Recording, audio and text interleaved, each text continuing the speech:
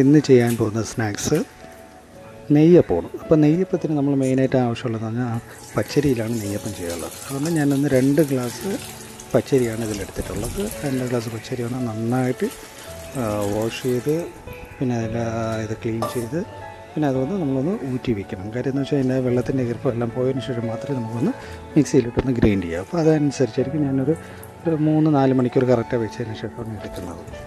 എടുത്തിട്ട് നമ്മൾ ഗ്രൈൻഡ് ചെയ്യും. ആ ഗ്രൈൻഡ് ചെയ്യുന്ന ആ ഒരു ടൈമിൽ തന്നെ ഞാൻ ശർക്കര മേടിച്ച് വെച്ചിട്ടുണ്ട്. ഒരു 1/2 കിലോ ശർക്കരയുണ്ട്. അപ്പോൾ ഈ 1/2 കിലോ ശർക്കര ഒന്ന് നന്നായിട്ട് പാനി അയച്ചണം. അപ്പോൾ നന്നായിട്ട് പാനി അയച്ചതെന്ന് വെച്ചാൽ നന്നായിട്ട് തിളപ്പിച്ച് അതൊന്ന് വെള്ളം പോലെ ആക്കി പിന്നെ അതിനൊന്ന് തണുപ്പിച്ചെടുത്തതിന് ശേഷം മാത്രമായിരിക്കും ഞാൻ മിക്സിയിൽ ഇതിലായിട്ട് ആഡ് ചെയ്ത് ഞാൻ ഗ്രൈൻഡ് ചെയ്യിക്കുന്നത്.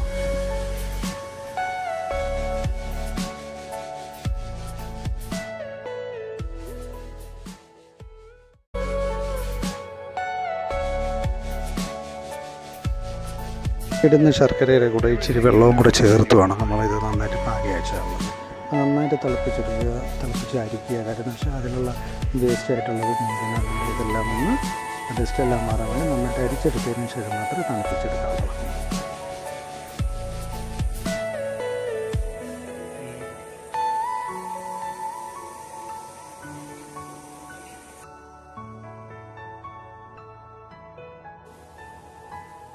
ഊറ്റി വെച്ചിരിക്കുന്ന 2 കപ്പ് റൈസും പിന്നെ അതിൻ്റെ കൂടെ തന്നെ നന്നായിട്ട് തണുപ്പിച്ച് ശർക്കര പാനിയൊക്കെ കൂടെ ചേർത്താണ് ഞാൻ മിക്സിയിൽ ഗ്രൈൻഡ് ചെയ്യുന്നത്.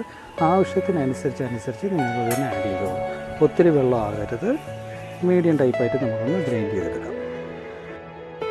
ഈ മാവ് എപ്പോഴും പുട്ടിൻ്റെ ഒരു തരിയിലാണ് ആവശ്യമുള്ളത്. അപ്പോൾ പുട്ടിൻ്റെ തരിയായിട്ട് വരുമ്പോൾ തന്നെ നമ്മൾ അതിൻ്റെ കൂടെ 2 സ്പൂണ് മൈദാമാവും അതിൻ്റെ പൊടിയും പിന്നെ അതിൻ്റെ കൂടെ തന്നെ 1 സ്പൂണ് സോഡാപ്പൊടിയും കൂടെ ചേർത്ത് ഞാൻ നന്നായിട്ട് ഗ്രൈൻഡ് ചെയ്തെടുക്കുന്നുണ്ട്. കാരണം എന്ന് വെച്ച് കഴിഞ്ഞാൽ അരിപ്പൊടിയുടെ കൂടെ 2 സ്പൂണ് മൈദാമാവും കൂടെ ചേർക്കുമ്പോഴേ ആ ഒരു നല്ലൊരു സോഫ്റ്റ്നെസ്സും കിട്ടത്തുള്ള മാവ് ഒരു നന്നായിട്ട് നമുക്കൊന്ന് ചെയ്യാൻ ഈ പിരിഞ്ഞു പോകാത്ത രീതിയിൽ കിട്ടുന്നതിന് വേണ്ടിയാണ് ആഡ് ചെയ്യുന്നത്.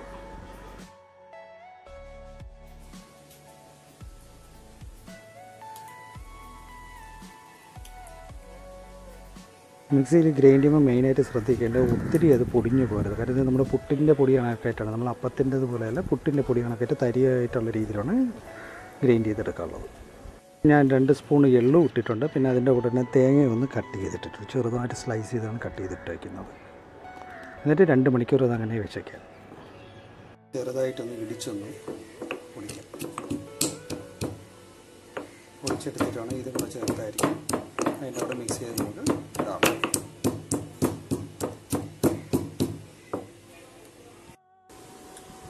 ഇപ്പോൾ കറക്റ്റായിട്ട് ഒരു 2 മണിക്കൂറായിട്ടുണ്ട്. നമുക്കിത് മാവൊന്ന് സെറ്റായി വന്നിരിക്കുകയാണ്. അപ്പോൾ നമുക്കൊരു കാര്യം ചെയ്യാം. ഇതിൽ ഞാൻ പൊടിച്ച് വെച്ചിരിക്കുന്ന ഏലക്ക ഇതിനെ കൂടെ പൊടിച്ചാണ് വെച്ചിരിക്കുന്നത്. അപ്പോൾ നമുക്ക് ഇതിൻ്റെ ഏലക്കയുടെ ഇതിൻ്റെ ഇത് മാത്രം സീഡ് മാത്രം അകത്ത് വന്നിട്ട് ഇതിൻ്റെ ഇതൊക്കെ എടുത്ത് നമുക്ക് മാറ്റിയിടാം. അതിട്ടാലും കുഴപ്പമില്ല, നല്ല ടേസ്റ്റ് ആയിരിക്കും. കുറച്ചും കൂടെ നല്ല ഒരു ഇതായിരിക്കും വരുന്നത്, നല്ല ഫ്ലേവർ ആയിരിക്കും ഏലക്കയുടെ. നമുക്കൊരു കാര്യം ഇതെല്ലാം ഒന്ന് ഇത് വെച്ചിട്ട് ഇതൊക്കെ മാറ്റിയിട്ടിട്ട് അതുകൂടെ ഇട്ട് മിക്സ് ചെയ്ത് നല്ല രീതിയിൽ ചെയ്തു നന്നായിട്ട് പൊടിച്ച് കഴിഞ്ഞാൽ കൂടെ തന്നെ ഇരിക്കും. കാര്യം നമ്മളിത് ചെറുതായിട്ടൊന്ന് ഗ്രൈൻഡ് ചെയ്തതല്ലേ, അതുകൊണ്ട് ആ ഒരു ഇത് കാണാം. ഒത്തിരി ഇത് പൊടിച്ച് കഴിഞ്ഞാൽ ആ ഒരു ഇതാണ്. അങ്ങനെയെങ്കിൽ പൊടിച്ചിട്ടില്ല. ഞാനിതൊന്ന് ബദാം എല്ലാം കൂടെ ചേർത്തതാണ്. ഇതും കൂടെ ചേർത്തിടാം.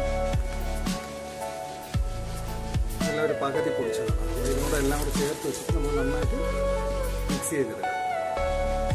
അപ്പോൾ നമ്മൾ യൂസ് ചെയ്ത് ഇതിലൊന്നും വെള്ളത്തിൻ്റെ ഈർപ്പമൊന്നും ഇല്ലാതെ നന്നായിട്ട് പൊടിച്ചതിന് ശേഷം മാത്രമേ എടുത്ത് ഇതൊന്ന് നന്നായിട്ട് 2 സ്പൂൺ നെയ്യും കൂടെ ചേർത്ത് നന്നായിട്ട് മിക്സ് ചെയ്യണം. നന്നായിട്ട് മിക്സ് ചെയ്തെടുക്കുമ്പോൾ തന്നെ നമുക്കൊരു ഇഡ്ഡലിക്കൊക്കെ മാവ് ഒഴിക്കുന്ന ആ ഒരു തരത്തിൽ നമുക്ക് കിട്ടും. അത് കഴിഞ്ഞിട്ട് നമുക്കൊന്ന് ഫ്രൈ ചെയ്ത് തുടങ്ങും. ഞാനിത് എണ്ണ ചൂടാക്കിയിട്ട് അതിലൊന്ന് ചെറിയത് ടെസ്റ്റിങ് ചെയ്യാൻ ആദ്യം തന്നെ ഒരു ചെറിയൊരു ഇതായിരിക്കും ഒഴിക്കുന്നത്. ഒഴിച്ചിട്ട് അത് നന്നായിട്ട് വരുന്നുണ്ട്. പിന്നെ അത് കഴിഞ്ഞ് ഇത് തീ ഒന്ന് ലോ ഫ്ലെയിമിലിട്ട് തന്നെ ചെയ്യാനുള്ളത്. നെയ്യപ്പത്തിനായാലും നെയ്യപ്പത്തിനായാലും മാവ് നല്ല രീതിയിൽ സെറ്റാവണം. എന്നാൽ മാത്രമേ നമുക്കത് ഫ്രൈ ചെയ്തെടുക്കാൻ പറ്റുള്ളൂ. അതുപോലെ കിട്ടത്തുള്ളൂ, അല്ലെങ്കിൽ കിട്ടത്തില്ല. നിങ്ങളും കുട്ടികൾക്ക് ചെയ്ത് കൊടുക്കുക. ടൈം കിട്ടുമ്പോൾ ഇതുപോലെ ചെറിയ ചെറിയ സ്നാക്സ് ചെയ്ത് കൊടുക്കുമ്പോൾ അവരെ സന്തോഷപ്പെടുന്ന നിങ്ങളുടെ സന്തോഷം. എല്ലാവർക്കും എൻ്റെ ഈ ചാനൽ ഇഷ്ടപ്പെട്ടാണ് കാണുന്നു. എല്ലാവരും ലൈക്ക് ചെയ്യുക, സബ്സ്ക്രൈബ് ചെയ്യുക.